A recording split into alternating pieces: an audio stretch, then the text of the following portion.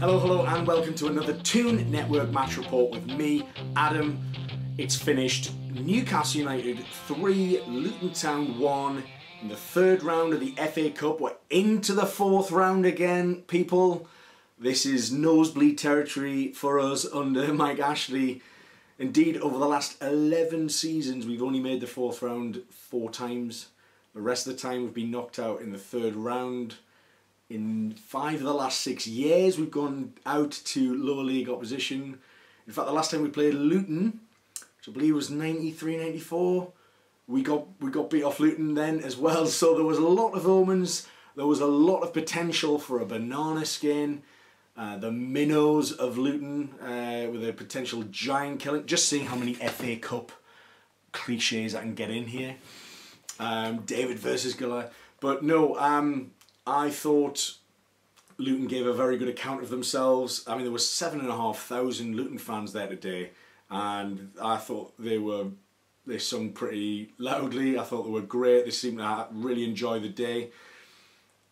I think they were, chatting to a few Luton fans outside the ground beforehand and afterwards. I think they were relatively pleased with their second half performance. But it was the first half performance by Newcastle that ultimately sealed the tie. It was a brace by Jose Perez and a goal from Shelvey that put the game to bed pretty much on 39 minutes. Now, Rafa fielded quite a strong lineup actually, a lot stronger than I expected. Freddie Woodman did get his debut in net and we played a 4-4-2. Marino and Shelvey started, and it was quite obvious from the lineup and the formation that Rafa was wanting us to attack, which we did. We spent a lot of time in the final third in both halves, but despite that, I thought before Perez broke the deadlock on half-hour mark, I thought Luton were very compact, very organised. When they got the ball, I thought they were quite composed on the ball. They seemed quite comfortable and confident with it, and it's not difficult to see why they're riding so high in League Two. They're running away with the league as it stands, by far the highest goal scorer. So there was always going to be a goal scoring threat from Luton, and I mean, even when Jamal Lascelles went off injured fairly early on in the first half and was replaced by Isaac Hayden alongside Kieran Clark, but even before he was off the pitch, which you would imagine would make us a little shakier as his absence in recent last couple of months has proved, they were very good at getting in behind our defence, behind our fullbacks, and although I felt they were always missing that final shot or chance or ball, they were getting in our final third quite a lot and a little bit too easily for my liking, and there was just a lot of complacency, I thought, at the back. And before we broke the deadlock, just maybe a lack of urgency as well from our midfield, and maybe that was a testament to how well organised Luton were.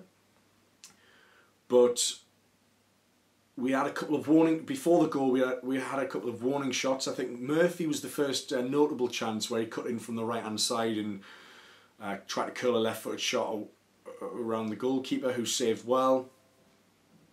We also had a fizzing shot from Perez as well, but it was the Spaniard who ended up scoring. It was a free kick put in, and the goalkeeper's made a huge error. He spilled it. There was a load of Luton bodies around, but he spilled it, and you've got to give credit to Jose Perez for the desire, because not only did he try to get a foot in for the first one, but he really battled hard to get a second foot on it, which eventually took it over the line, and that was kind of the beginning of the end for Luton in what was quite a horrific 9 minutes for them. And it wasn't long before Richie got it on the right wing, about 6 minutes later, and he had crossed it for Perez, who had improvised in a backward header towards Gale, who at first I thought had actually scored. I was up in the Gallagher corner, so I couldn't quite see, But what actually happened was Gale headed the ball towards the bottom corner, the left-hand corner. The keeper's made a really good save, and it was Perez who ended up tucking it away. So, you know, brilliant for Perez for the anticipation there. Gale, I thought, played really, really well. I thought a pair of them really caused some problems, and their mobility and, you know, willingness to have a shot on goal. We had a lot of shots on we had a lot of shots, but very few on target, which has kind of been a story of our season so far. It was 25 shots, and only 7 of them went on target. So we scored from pretty much half of those. So Perez and Gale, I think, were kind of too much for the Luton defence to handle. But my favourite goal was the third goal, which was, again, Perez and Gale combined. Perez fed it into Gale, who just stopped it in front of Shelvey, who'd been running through from centre midfield, and he just swept the ball back very comfortably for 3-0 on the 39th minute. And for me, that was kind of game over. But guess what? When Newcastle United, we don't do things easily. And to Luton's credit, I thought they'd thrown some warning signs to us, which I don't think we fully dealt with, and it was kind of their lack of finishing rather than anything else, rather than our good defending that meant that they went in. I thought 3-0 flattered us at half time, although we did have a lot of shots, but maybe 2-0 would have been a fairer reflection, if I'm being honest. Their goal was, I'd say, deserved. I really did feel that they were a threat to us in the final third, and it was a kind of long clearance. At first I thought it kind of back pass that had gone awry, but ultimately a Luton defender had kind of cleared it, and we hadn't pushed out properly, so the defence had completely exposed Freddie Woodman. Woodman's had to come out, and he didn't have a lot to deal with before this incident, and he's had to come out. He's missed the ball. Hilton's put it in into the net through Kieran Clark's legs, who was kind of like the last man. I thought he'd almost tried to save it, and Luton get the goal that I feel that they probably deserved, and the fans had their moment and went wild, and, you know, fair play to them.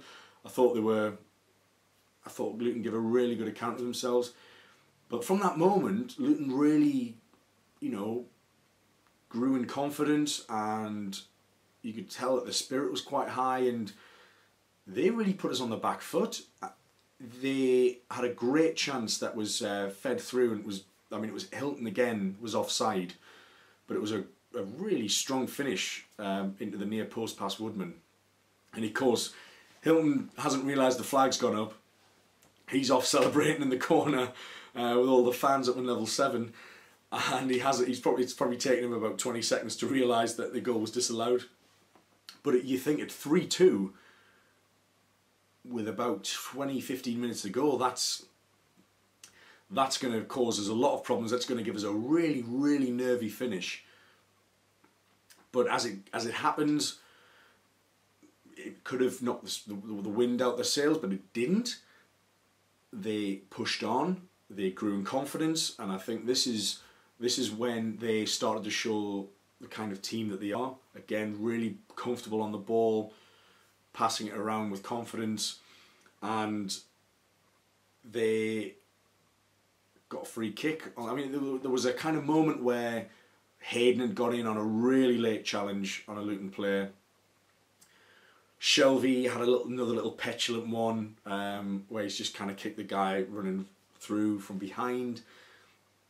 I mean, there was also a bit of a strange incident with Manquillo that could have been a lot more serious, given what happened with Roberto Firmino and Mason Holgate in the Liverpool-Everton game, where Holgate pushed Firmino into the Horden, you know, the advertising Hordens he's got over. Something similar happened with Manquillo, you know, getting sort of nudged into the advertising Hordens. So luckily he got up and he was okay, but it was probably a yellow card in that, I'd say, from where I was sitting, but maybe other people have a better view of the game. So there were just signs there that Newcastle were picking up a couple of yellow cards. It was getting a bit scrappier and maybe not quite losing our heads, but just not able to gain possession to calm everything down. And we gave away another free kick on the edge of the box. And I think it was Elliot Lee, Rob Lee's son, who had a very similar position to the free kick that led to Perez's first goal, actually, in the first half. And he's beaten Woodman and he's rattled the crossbar. And very unlucky for them. So in the space of a few minutes, they've had a goal disallowed, they've hit the crossbar. But from that moment onwards, I thought Luton's charge sort of waned and Newcastle just settled things down a bit. After that, we went on a couple more attacks. Some really nice passing movements, some really nice feet from the likes of Richie and Perez and Gale. Lots of 1-2s, lots of laying it offs, and I was really impressed with our attacking play today. And as much as we really do need to ramp up the finishing and getting more shots on target, the very fact that we had 25 shots shows how much we were going for it and wanted to be proactive in the game. And yes, we did balloon a few shots, and even Diarmi and Save came on towards the end of the game to try and shore things up in midfield. Shelvey went off for Diarmi, who'd just been booked, and Marino went off for Save, who just came in to tidy things up really, and it sort of was effective. It was, I mean, as much as we really should be beating Luton at home, 3 divisions down, you know, they were always going to be a goal threat, given how many they've scored this season.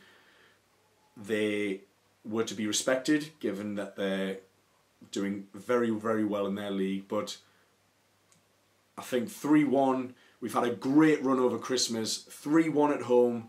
I think it's the first time we've scored 3 goals since we beat since we beat West Ham towards the start of the season. So it's been a while since we've seen some goals at St James's Park, that sort of many and that amount. So it was very pleasing, despite, you know, the disparity in league status.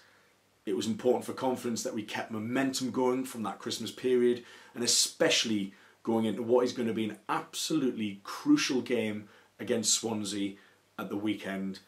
A huge 6-pointer.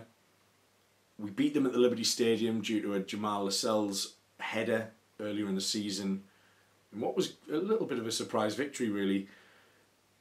But we really, really need to be gunning for 3 points. Luckily, Lascelles, who went off early in the first half, apparently it was fine. It was a precautionary measure for he started to feel his groin, and Rafa Benitez didn't want to take any chances.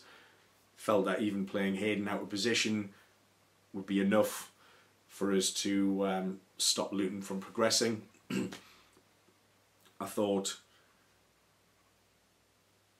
Clark was okay. I mean, the defence in itself probably just had a few too many lapses in concentration for my liking, and against Premier League opposition they'd probably be punished more.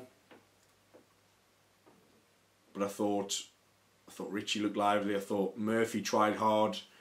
But yeah, I was really impressed with Gale and Perez, and I know Perez got the brace, but I probably would give him a man of the match to Dwight Gale, just for his movement, his anticipation, and his involvement in a couple of the goals as well. That's not taking away anything from Jose Perez, who I thought, you know, he's had a really good week, hasn't he? Obviously getting the winner against Stoke.